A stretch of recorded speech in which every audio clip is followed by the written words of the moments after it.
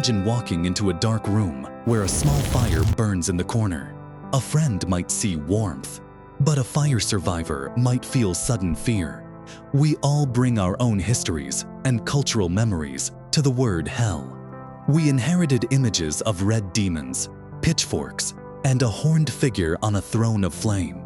Yet, the ancient manuscripts of the Bible tell a far more complex story. The Bible is not designed to keep people in line through terror.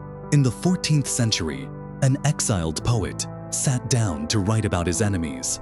His epic poem solidified the physical tortures that dominate the modern imagination.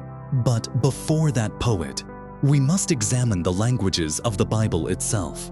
Our investigation begins in a physical location you can visit today in Jerusalem. South of the walls lies a green valley, serving today as a peaceful park. But if you stepped back in time, you would find a dark history. In the 8th century BC, King Ahaz sacrificed his children to Molech. The prophet Jeremiah stood at the cliff and declared God's judgment. To grasp what ancient Israelites believed about death, we must look at Sheol. Sheol simply meant the grave, a place of silence and darkness for everyone. Jacob wept over Joseph's coat, expecting to join him in the quiet earth. Job prayed that God would hide him in Sheol to find relief. In the Hebrew scriptures, there are no rivers of fire or tormenting demons. Later, King Josiah resolved that child sacrifice would never happen again. Josiah smashed the pagan altars, neutralizing the valley's dark power. When Jesus warned of Gehenna, he was quoting the ancient prophet Isaiah. If this history helps you, please subscribe to keep learning with us. The story shifted when Hebrew scriptures were translated into Greek in Alexandria. Translators chose Hades, the Greek underworld, to translate the Hebrew Sheol. This choice invited Greek mythology, with its compartments of reward and punishment.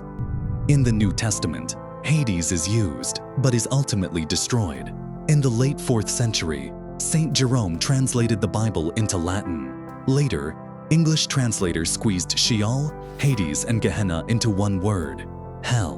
Medieval readers, lacking the original context, pictured a dark, subterranean prison. This brings us back to Dante, writing his epic in bitter exile.